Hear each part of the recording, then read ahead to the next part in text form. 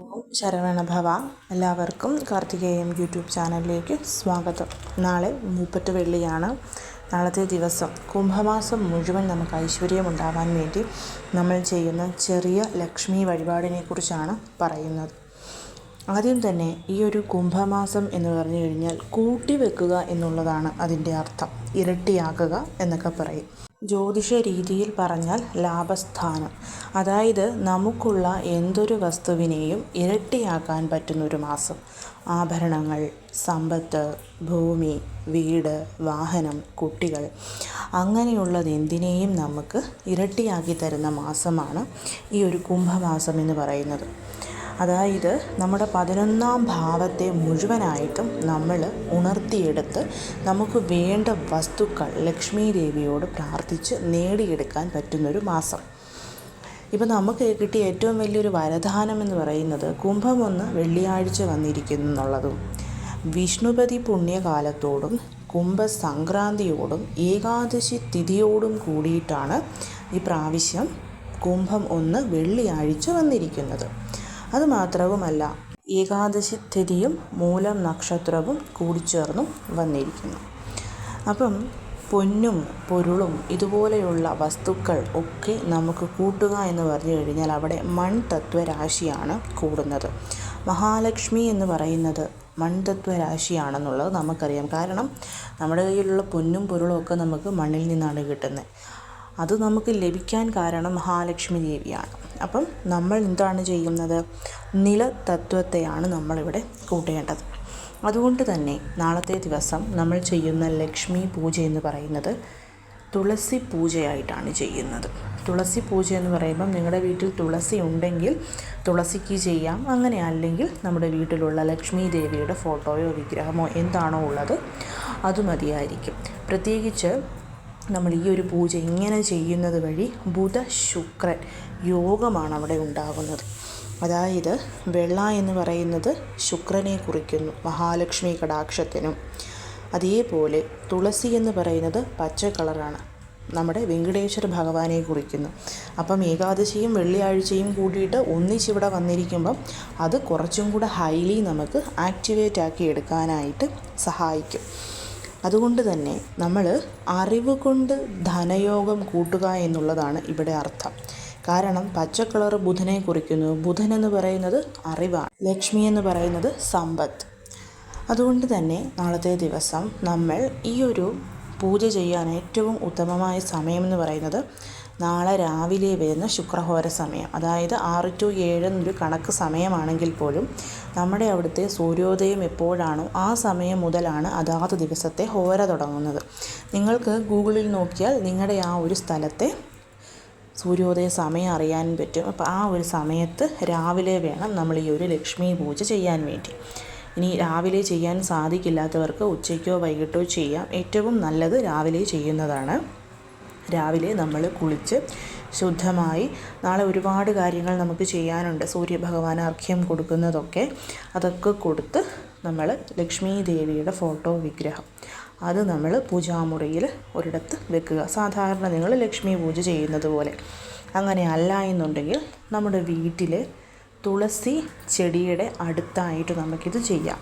അപ്പോൾ തുളസി ഇരിക്കുന്ന ഭാഗം ഒന്ന് വൃത്തിയാക്കി തുളസി ചെടിക്ക് നമ്മൾ മഞ്ഞൾ കുങ്കുമം, ആ തണ്ടിൽ ചെറുതായിട്ട് മഞ്ഞൾ കുങ്കുമം പൊട്ടൊക്കെ വെച്ച് പൂക്കൾ കൊണ്ട് തുളസി ചെടിക്ക് ചുറ്റുമൊന്ന് അലങ്കരിച്ചിട്ട് തുളസി ചെടിയുടെ അവിടെ നമ്മൾ 4 ദീപങ്ങൾ കൊളുത്തണം. ഞാൻ ഈ കാണിച്ചിരിക്കുന്ന ഈ രീതിയിൽ വേണം നമ്മൾ ദീപങ്ങൾ കൊളുത്താൻ വേണ്ടിയിട്ട്. അതായത് ചതുർമുഖ ദിയ എന്ന് പറഞ്ഞ് നമുക്ക് മേടിക്കാൻ കിട്ടും മൺവിളക്കായിട്ട്. അപ്പോൾ അത് കയ്യിലുണ്ടെങ്കിൽ അതെടുക്കാം. അങ്ങനെ ഇല്ലെങ്കിൽ ഒരു വലിയ മൺവിളക്ക് എടുത്തിട്ട് അതിൽ 4 ദീപങ്ങൾ ഞാൻ ഈ കാണിച്ചിരിക്കുന്ന പോലെ കിഴക്ക്, വടക്ക്, പടിഞ്ഞാറ്, തെക്ക് ദിശകളിലോട്ട് ദീപം വരുന്ന രീതിയിൽ നമ്മൾ കൊളുത്തുക. അങ്ങനെ അല്ല നിങ്ങളുടെ കയ്യിൽ വലിയ മൺവിളക്കില്ല, ചതുർമുഖ ദിയ ഇല്ല എന്നുണ്ടെങ്കിൽ മാവ് കൊണ്ട്, അതായത് അരിപ്പൊടി കൊണ്ട് ഞാൻ ഈ കാണിച്ചിരിക്കുന്നത് പോലെ, ഇതിപ്പം 4 ദീപങ്ങളാണ് കാണിച്ചിരിക്കുന്നത്, ഇതിൽ ഒറ്റ ഒരെണ്ണം മതി. 4 മൂലകൾ വെച്ചിട്ട് ഈ ഒരു ദീപം നമ്മൾ ഉണ്ടാക്കിയിട്ട് അതിന് മഞ്ഞൾ കുങ്കുമം പൊട്ടൊക്കെ വെച്ച് അതിൽ നമ്മൾ നെയ്യൊഴിച്ചിട്ട് 4 ദീപങ്ങൾ കൊളുത്തിയതിന് ശേഷം അതിനുള്ളിലോട്ട് ഒരു ഏലക്കായും ഒരു ഗ്രാമ്പൂവും കൂടിയിട്ട് നമ്മൾ ഇടണം.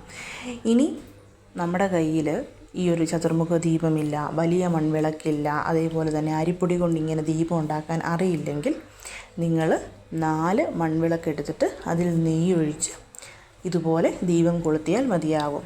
ഇത് തുളസിച്ചെടിക്ക് മുൻപിൽ നമ്മൾ പൂജ ചെയ്താലും വീട്ടിനുള്ളിൽ മഹാലക്ഷ്മി ദേവിക്ക് ഫോട്ടോയ്ക്ക് മുൻപിൽ ചെയ്താലും ഇതേ രീതിയിൽ 4 ദീപങ്ങൾ നമ്മൾ കൊളുത്തി വെച്ചിരിക്കണം.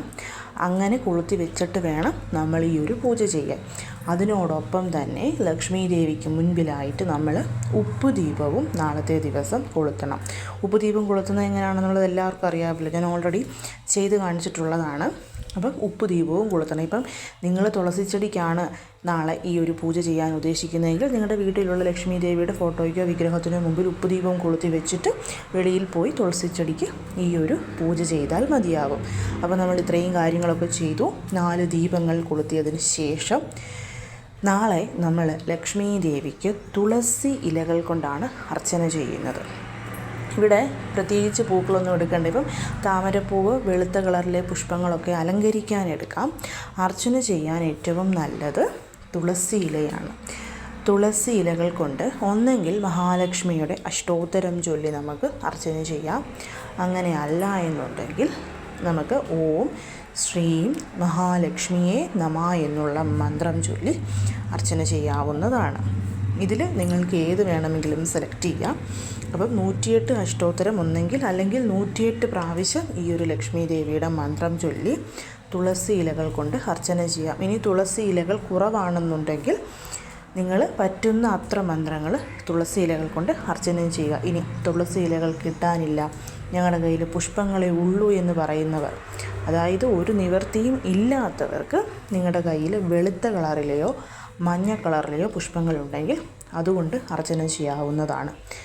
ഫസ്റ്റ് പ്രിഫറൻസ് എപ്പോഴും തുളസി ഇലയ്ക്കാണ്. പച്ച കളർ എന്നുള്ളതല്ല, പച്ച കളറിലെ തുളസി ഇല നമ്മളിവിടെ എടുക്കുക എന്നുള്ളതാണ് ശ്രദ്ധിക്കേണ്ടുന്ന കാര്യം. അതുകൊണ്ട് ദേവിക്ക് നമ്മൾ അർച്ചന ചെയ്യുന്നു. അർച്ചന ചെയ്തതിന് ശേഷം ധൂപദീപ ആരതി എടുക്കുന്നു. നിവേദ്യ സമർപ്പണം, അവൽ പായസം സമർപ്പിക്കാം.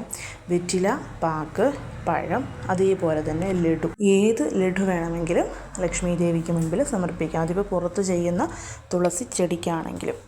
ഇത് ഏറ്റവും കൂടുതൽ നമുക്ക് ഫലം തരുന്നത് വെള്ളിയാഴ്ചയും പൂരം നക്ഷത്രവും ഒന്നിച്ചു വരുന്ന ദിവസം നമ്മൾ ഈ രീതിയിൽ 4 ദീപങ്ങൾ കൊളുത്തി വെച്ചിട്ട് പൂജ ചെയ്യുമ്പോഴാണ്. ഈ 4 ദീപങ്ങൾ എന്താണ് ഇവിടെ ഉദ്ദേശിക്കുന്നതെന്ന് വെച്ച് കഴിഞ്ഞാൽ നിങ്ങൾ തുളസിമാടം കണ്ടിട്ടുണ്ടായിരിക്കും. അതിന് 4 മൂലകളാണ്. അതുകൊണ്ടാണ് നമ്മളിവിടെ 4 ദീപങ്ങൾ കൊളുത്തി വെക്കുന്നത്. ഇവിടെയൊക്കെ ഈ ഒരു തുളസി മാടത്തിൻ്റെ മോഡലിലുള്ള മൺവിളക്ക് മേടിക്കാൻ കിട്ടും. അപ്പോൾ അത് നിങ്ങളുടെ കയ്യിലുണ്ടെങ്കിൽ അതെടുത്താലും മതിയാവും. അതിനുശേഷം അവിടെ ഇരുന്ന് നമ്മൾ ലക്ഷ്മി ദേവിയോട് നമുക്ക് ധനപരമായിട്ട് ഉയർച്ച ഉണ്ടാക്കി തരണം എന്നുള്ളതും ബുധ ശുക്ര യോഗമുണ്ടാക്കി തന്ന് നമ്മളെ അനുഗ്രഹിക്കണമെന്നും പ്രാർത്ഥിക്കണം. നമ്മൾ ഈ രീതിയിൽ പൂജ ചെയ്യുമ്പോൾ നമ്മൾ പണയം വെച്ചിരിക്കുന്ന സ്വർണം എടുക്കാനും നമുക്ക് എന്തെങ്കിലും കടങ്ങളുണ്ടെങ്കിൽ അതൊക്കെ തീരാനും ഈ ഒരു ലക്ഷ്മി പൂജ നമ്മളെ സഹായിക്കുകയും ചെയ്യും. അപ്പോൾ നാളത്തെ ദിവസം നമ്മൾ ഇത് വേണം ചെയ്യാൻ. ഞാൻ പറഞ്ഞിരുന്നു, വിഷ്ണുപതി പുണ്യകാല സമയത്ത് വീട്ടിൽ ഫോട്ടോ വെച്ചിട്ട് പ്രദക്ഷിണം ചെയ്ത് നമ്മൾ പ്രാർത്ഥിക്കുന്ന കാര്യം. അപ്പോൾ അതിനോട് ചേർത്ത് തന്നെ നമുക്ക് ലക്ഷ്മി ദേവിയെയും വെച്ചിട്ട് നാളെ പ്രാർത്ഥിക്കാവുന്നതാണ്. അപ്പോൾ എല്ലാവരും ഇത് ചെയ്യാനായിട്ട് ശ്രമിക്കണം.